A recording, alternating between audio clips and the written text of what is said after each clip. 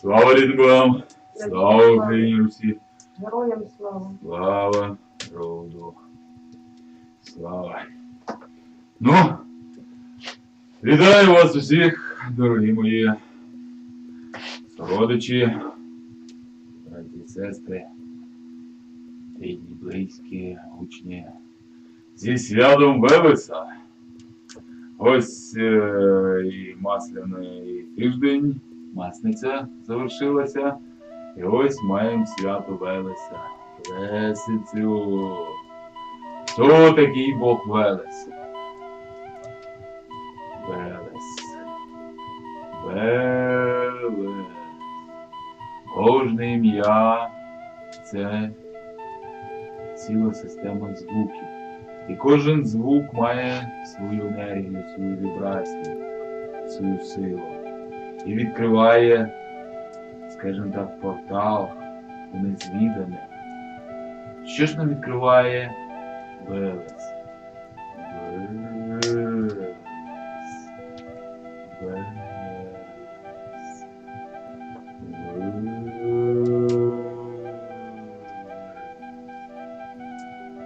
Звідси маємо такі слова, як велемудрий, себто багатий мудрістю Велеса. Велес. Це Бог мудрості. Мудрість – це не набір знань. Велес – це не роздумування. Мудрість – це зважування. Зважування як плюс і мінус, як біле і чорне, як добре і зле, а істина посередині. Взяли, зважили і відчули посередині. Відчули посередині мудрість, відчули посередині істину. Велес. Це Бог мудрості. Велес. Це цар лісу. Велес. Велика мудрість лісу. Велес. Ліс – це жива істота.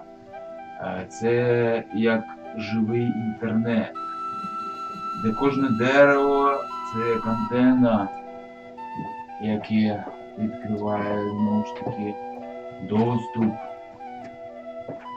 до земної сили, до земної мудрості, до земного поля інформації. І ми йдемо в ліс, і через дерева, через живе ми єднаємося з землею, матінкою, земною силою і отримуємо доступ до цього поля інформації. І Велес у цьому господар, Велес у цьому цар. Велес. Традиційно Велеса зображають у шкурі медведя, у хутрі. І тому багато хто розповідає, що Велес походить від волохатий. Тим, знову ж таки, сьогоднішні люди показують обмеженість світобачення, коли сьогоднішнім баченням хочуть осягнути те, що було в минулому. Сьогоднішнім обмеженим розумом люди пробують зміряти, пробують зважити ментальність, мислення нашого народу, яка була тисячоліття тому. Ви просто вдумайтесь і зрозумійте, наскільки це обмежене бачення, яке фундаментується на чому? Нам розповідають на науці. Однак наука – це також здебільшого віра, сліпа віра причому. Ніхто з нас не бачив Ньютона чи Ейнштейна, та ми віримо, що вони були. І ми віримо в те, що нам розказують про них, їхні здобутки, їхні відкриття. Однак теорію Ейнштейна спростовано було ще за його життя. Обидва постулати його теорії відносності вчені ще при його житті спростували. Спростували науковими дослідами, експериментами. Однак нам продовжують розповідати, це релігія. Сучасна наука, виходить, здебільшою релігією. Я чую рекламу і чую, як в рекламі говорять: вірте у протеїни, чи там ельтероксини, чи що там завгодно. Тобто нас закликають купити якийсь препарат, чи крем, чи там що там завгодно, вірячи, знову ж таки, не ґрунтуючись на якихось знаннях, на розуміння того, як воно працює, а на вірі. На вірі у той чи інший там препарат, речовину складний. Віра. Однак віра — це знову ж таки сучасна віра, це сліпа віра. Це довіра. Це віра у догми, у те, що хтось сказав, щось зробив, щось, може, зрозумів. У сліпа віра. Це довіра. Традиційно ж віра — це трошки інше. М'яко кажучи, трошки інше. Віра.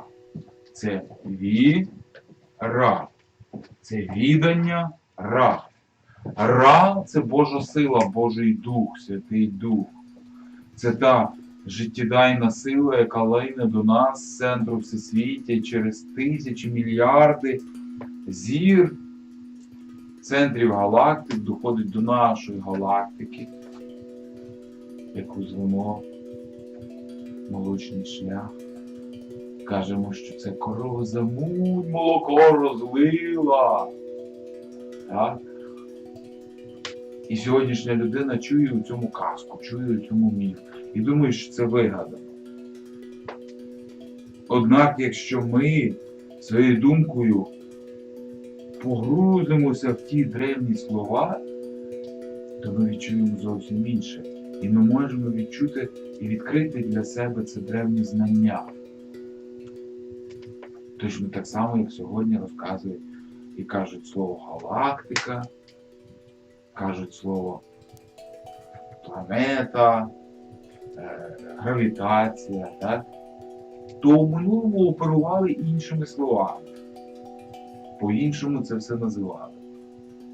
І якщо подивитися на сьогоднішню людину з точки зору якогось зовнішнього, ну так, уявити собі, що взяли і розкопали через якісь тисячі літ нашу цивілізацію, і що вони скажуть про нас?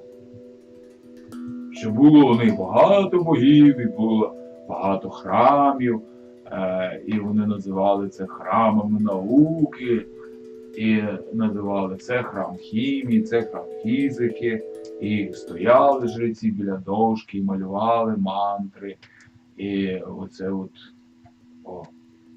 розумієте? Тобто, це от якщо сучасним поглядом підійти, власне, от до цього. Чому? Тому що сучасний погляд, він здебільшого ґрунтується на тому, що можна помацати, що можна виміряти. І кажуть, це науковий підхід. Що наука не може доказати, що наука не може розпізнати, то значить того нема. Но наука ґрунтується на чому? Наука ґрунтується на наших обмежених переконаннях і на наших обмежених нашими органами чуття якимось чуттями. Тобто наука по своїй природі вона вже обмежена. Вона вже обмежена нашою свідомістю і нашим розумом. Тобто, якщо ми спираємося на науку, то ми вже обмежуємо себе. І вже не дозволяємо собі вийти за рамки нашого відчуття. А наше відчуття, знову ж таки, обмежується тим, в що ми віримо. І якщо ми кажемо, що там чогось немає, то наше відчуття це обрізає і просто і все, і ми того не бачимо. Коти бачать духів, а ми не бачимо. Дітки бачать духів, а дорослі не бачать. Дітки бачать духів і кажуть, там до мене прийшов там Боря чи там Костя, ми з ним побавимося, а мама каже, не вигадуй, що там в тебе завигаданий друг. І не вигадуй. І дитинка поступово починає вірити, що вона просто вигадала собі це, що того немає. І все, і закриває. Обрізає це світобачення своє. Ось що таке. Це така велика западня. Такий капкан, пулапка, як поляки кажуть. Сучасного світобачення, нібито через науку. Однак комусь, мабуть, цього дуже хочеться, щоб ми були такі обмежені і бачили менше, і розуміли менше, і відчували менше. А ми традиційно живемо з богами рідними, які суть праотці і праматері наші. І Бог Велес – це один з наших величних богів. Бог Велес – це дуже величний Бог. Його називаємо Трисвітлим. Чому? Тому що він живе відразу у 3 світах. І у 3 світах він проявляє себе, свої сили, свої повноваження, скажімо так. У явному світі ми бачимо його і відчуваємо як Бога лісу, як кажуть, що він покровитель тварин, покровитель всього живого. Чому? Задумайтеся, чому? Про Велеса сьогодні дуже багато говорять, однак говорять зазвичай дуже обмежено. Бог мудрості, покровитель тварин. Ну чому покровитель тварин? Значить, він покровитель тої тваринної сили. Тобто у нього тої сили багато, не просто багато, а він і є ця тваринна сила, він і є джерело, провідник цієї сили тваринної. Сьогодні нам розповідають, що тваринна суть, тваринне начало – це зле, і це треба в собі то вбивати, виключати і все. І що ми маємо в результаті? Ми маємо безхребетних людей, нерішучих, то, що сьогодні називають ботанами. Так? Такі люди, які можуть багато знати, однак вони нерішучі, вони боязливі, вони в сумнівах і так далі. Оце таке. Тобто безхребетні, одним словом. А чому безхребетні? Тому що немає того стержня духу. А той стержень духу, власне, будується Велесовою силою. Ця Велесова сила, вона підіймається з крижів, з куприка, копчик, знизу хребта, і піднімається по хребту, і вирівнює, витягує наш хребет. І якщо ця сила проявлена, то людині не треба переживати, як там хребет вирівняний і тримається. І витягується, і тягнеться догори. І якщо та сила, чим вище вона підіймається, тим більше у людини сили духу. І ця вістрія духу тягнеться вище. Це одна з тих сил, яка є складовою харизми. Після другої посвяти Любомудрія я чоловіків навчаю і передаю їм ряд практик, які, власне, розкривають, підсилюють, примножують ті складові, які складаються разом, і виходить харизма, оця енергія хари. Ха-ра. Знову ж таки, ха-ра. Це знову через ра. Ра – це та духовна сила, яка лине до нас через сонечко, наш Бога Батька нашого, до нас доходить. Бо сонечко є наш найближчий центр, так? Далі йде центр вже галактики, і далі вже йдуть ще більші центри. Но до нас найближче центр нашої сонячної системи. І на нас найбільше впливає наш центр, наше сонце. І тому от і на фізіологію найбільше впливає сонце, і на психіку нашу найбільше впливає сонце.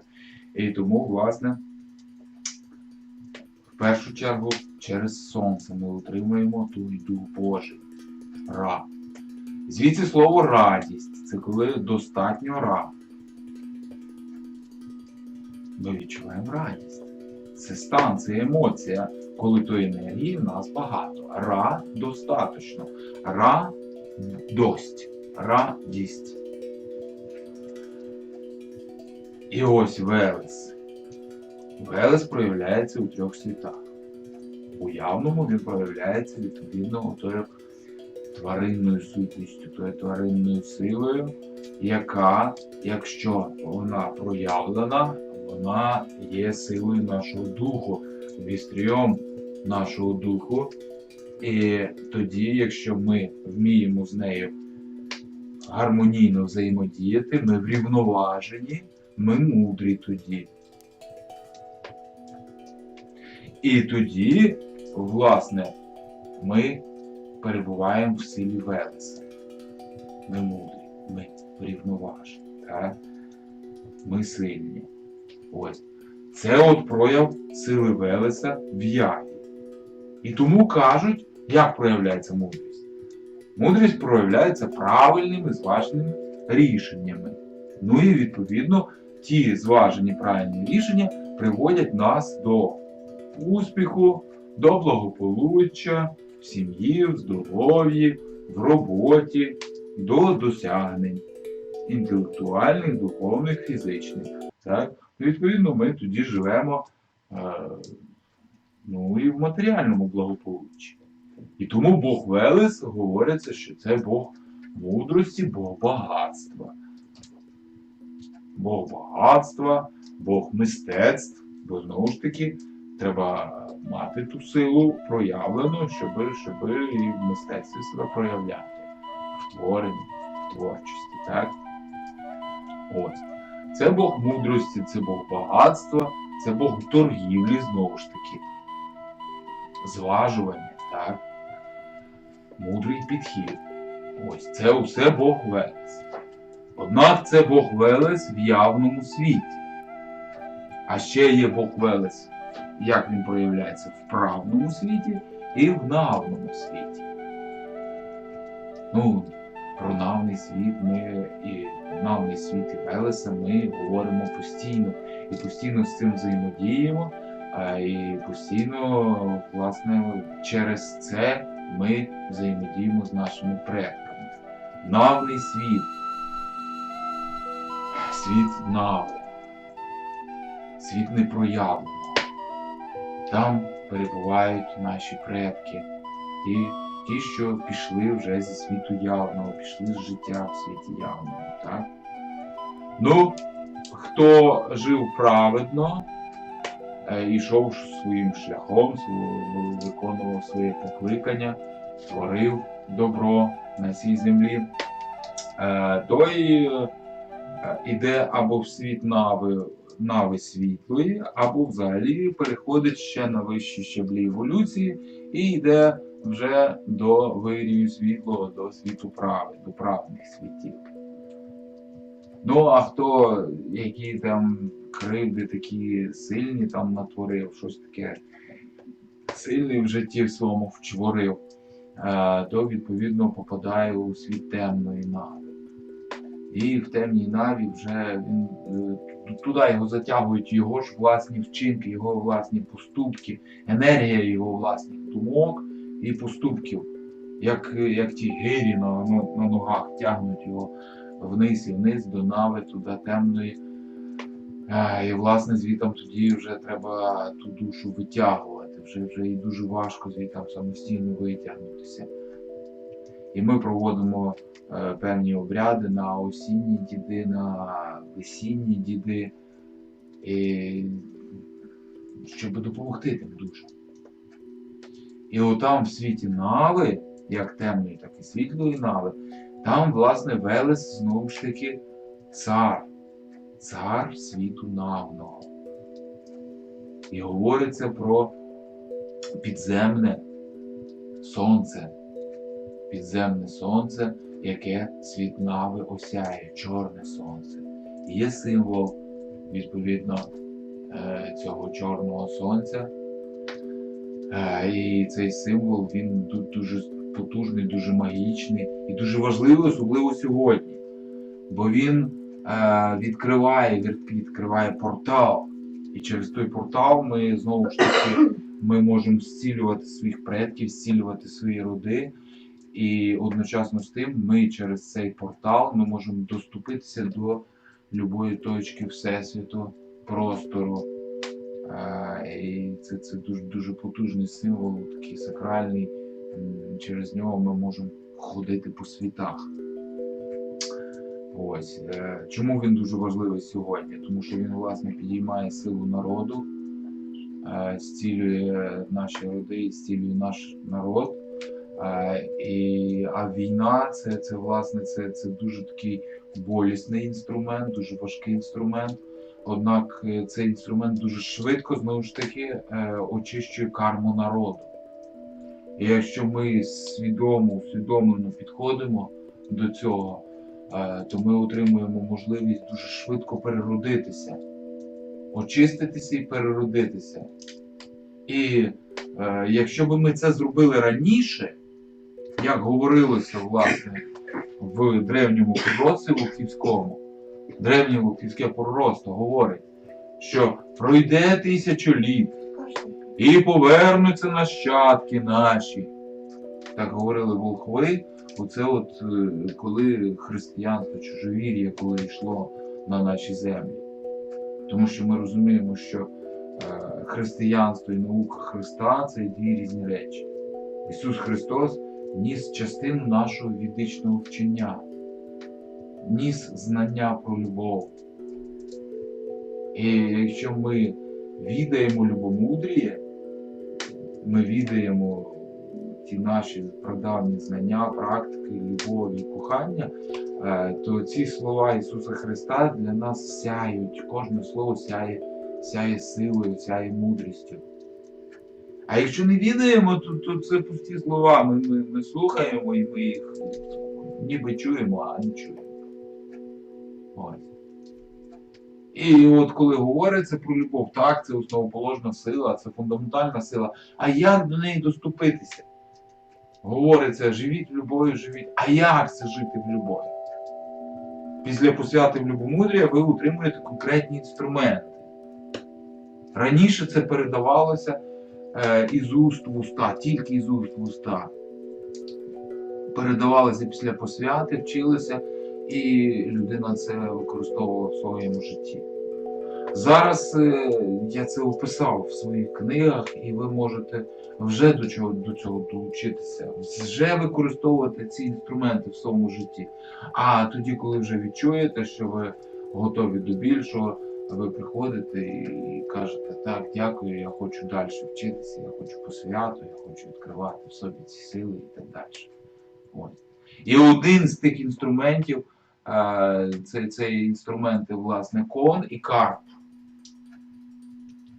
Кон любові і кохання, кон віддання любові і кохання, кон любомудрія. І карт віддання світотворення. І через любомудрія ті інструменти для вас відкривають просто неоціненні речі. В першу чергу це відкривається дар віддання любові, духовної любові. Тобто це інструменти, які відкривають у вас стан єдності зі всім Всесвітом. Коли ви відчуваєте себе в єдності зі всім Всесвітом. А що це таке? Це і є любов. Тому що любов – це сила, яка єднає все. І відповідно, коли ви використовуєте ці інструменти, ви їх практикуєте, це є легко і просто. Це такі 4 рядочки тексту, віршованого, коротонько, так, легенько. Но ви начитуєте це як мантру 64 рази, І вона бринить у вашому серці, бринить у вашому мозку, і ви прокидаєтеся і дивитеся вже на світ іншими очима. Дивитеся на світ іншими очима і відчуваєте, що змінилося. Що змінилося? А ви на кого не подивитеся, кому би в очі не заглянули, і у кожного відчуваєте в очах любов. І до кожного відчуваєте любов. Оце і є дар віддання духовної любові. Точніше, прояв цього дару віддання духовної любові. Прояв стану єдності зі всім світом, зі всім всесвітом. Оце тільки одна річ. Одна. А їх багато таких чудес, таких дарів, які відкриваються вам в любомудрії, які відкриваються через любомудріє. Тож використовуйте, беріть мої книги, читайте, практикуйте і відкривайте для себе. І Бог Велес є моїм Богом-опікуном. І тому про нього так люблю багато розповідати, і тому так приємно мені. І тому і живу я під Велесовими скелями. Колись відео про це, так, це привело, просто доля привела до цього. А потім вже це відкрив і зрозумів, що це місце сили Велеса. Велес. Велес – трисвітлий Бог у трьох світах. В яві, праві і наві. Цар світу потойбічного. І Бог, який в яві нам мудрість несе, допомагає нам жити в благополуччі, в багатстві, в рясноті, багатстві, благополуччі через мудрість. Тож будьмо велемудрими. Будьмо велемудрими. І через Велеса відкриваємо нашу прадавню мудрість, наші прадавні знання. І якби ми це зробили вчасно, то би і війни цієї не було. Бо як казали волхви 1000 літ тому, казали, що пройде 1000 літ, і повернуться нащадки наші до прадавніх знань наших, до звичаю свого, до віри своєї, і відкриють свою суть і силу, і настане врем'я благоденствия на землях наших на 10 000 літ. І ми бачимо, як ця хвиля почала проявлятися в 90-х роках. Як почало відкриватися ведичні традиції, ведичні знання. Це спочатку почалося через індійські вчення, через моду на йогу, на медитацію. Однак, знову ж таки, ці індійські вчення, вони є проявом наших прадавніх знань. Тому що Спас Рама з нашими родами прийшов в Індію і приніс туди у ті ведичні вчені. І індуси до сих пір знають, звідки прийшов Спас Рама? З Причорномор'я. І куди пішов Спас Рама потім? В Причорномор'я. І кожного року вони відзначають, празднують прихід і відхід Рами. Тож пора і нам згадати про це. І індійські астрологи, знову ж таки, підтверджують наше прадавнє вовківське пророцтво і кажуть, що саме зараз відкритий цей коридор можливостей, планетарний, зоряний коридор. Коли ми разом з нашою Землею, Сонячною системою можемо війти в той коридор реальності, зоряний коридор, і тоді справді на 10 000 літ настане такі часи благоденствия на всій нашій планеті Земля, на нашій землі-матінці. І це призведе до зміни ментальності, в першу чергу. Ну, чи навпаки, зміна ментальності приведе до зміни реальності. І будемо жити в новому суспільстві, де по-інакшому відноситься і один до одного, з мудрістю, З мудрістю, коли ми відчуваємо, що ми частина єдиного цілого, і в тому єдиному цілому взаємодіємо, і кожен відчуває свою роль, свою важливість, свою цінність в єдиному цілому організмі. І тоді, власне, будемо бачити, що це проявиться, це нове світосприйняття, світогляд. Воно проявиться в зміні економіки, в зміні грошей, зміни будуть в усіх сферах людства. Нові технології, нові джерела енергії. Людині не треба буде думати, як то вдягнутися, нагодуватися, як там хатку собі зробити. Це все елементарне. А живемо для іншого. Живемо для більшого, живемо для духовного, для творчості, для розвитку душі. Деякі птахи проводять 90% свого життя у польоті задля того, щоб нагодувати своїх пташенят. Якщо ми чуємо цей факт, ми відразу розуміємо, що це для нас не підходить. Чому? Так проявляється наше внутрішнє відчуття, для чого ми живемо. Тобто ми відчуваємо, що ми живемо не для того, щоб їсти, а ми просто їмо для того, щоб жити. А для чого ми живемо? Не для того, щоб будувати хати чи вдягатися. Ні, це само собою розуміється. Ми будуємо хати і вдягаємося для того, щоб жити. А для чого ми живемо? Живемо ми для духовного, для розвитку, для пізнання Всесвіту. Коли ми розкриваємо пізнання Всесвіту ширше, глибше, більше, ми ростемо в своїх духовних силах. І тоді ті речі, які сьогодні звучать фантастично, як то читання думок, наприклад, чи пересування предметів, чи там навіть літання, левітація. Це є насправді доступні речі. Зараз вони називаються, в індійській ведичній традиції, вони називаються сітхами. Тобто це магічні здібності, надздібності. Так? Однак це насправді це не є надприродне, це є проявом природи нашої. Тоді, коли у нас все працює, усі центри, усі сили проявлені в нашому тілі, в нашій сутності. Тоді ми горимо, світимося всіми центрами. І тоді що? Тоді нам усе ясно. Просвітленість. Світло. Ми в світлі. І до цього ми йдемо. Хтось більшими, швидшими кроками, хтось меншими кроками, повільніше. Однак для цього є конкретні інструменти. Прості інструменти ви берете і робите. Кожного дня потрошки. Наскільки вам це приємно, наскільки вам комфортно, наскільки ваш мозок готовий саме зараз до цього. Ви просто берете і робите.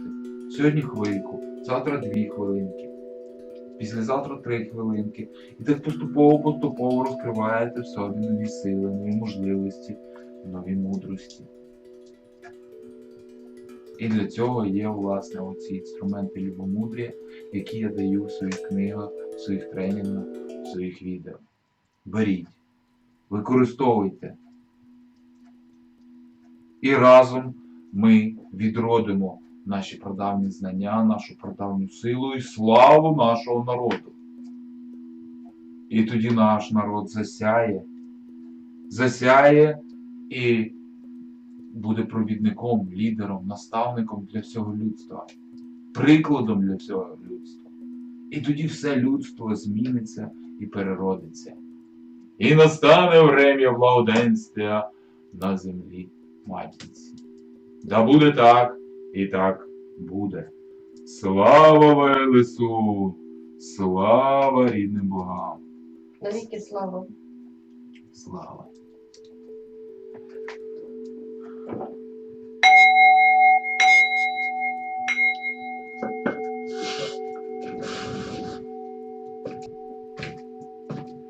Тож, будемо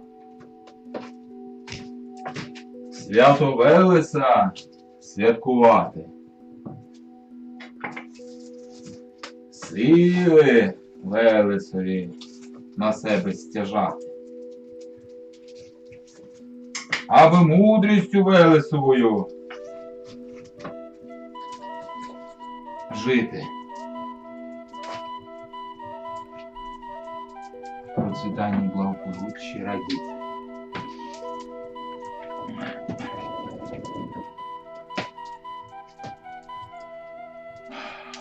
Тож, як і тисячі років тому, промовляємо: кличу світло рода Всевишнього, матінка живо, прийди силою своєю, благослови силою своєю, наділи силою своєю зціли.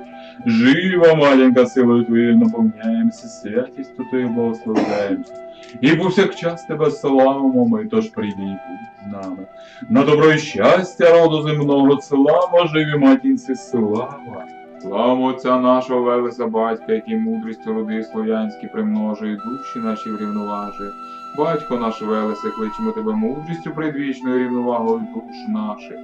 Будь з нами повсякчас вдень і вночі у праці та на відпочинку, в розмові та в роздумах, врівноважуй думки наші, щоб думку гостру і швидку і сильною мали, щоб глибину буття осягали, і глибин не бачили, бачили і чули. Батько наш Велесе, наповни мудрістю усіх родовичів наших, щоб мудро жили до світла, йшли, рід слов'янський укріплювали, бережи рід слов'янський, ми тобі повсякчас дякуємо. Треба паливо до суриці кличемо, слава Велесу, слава.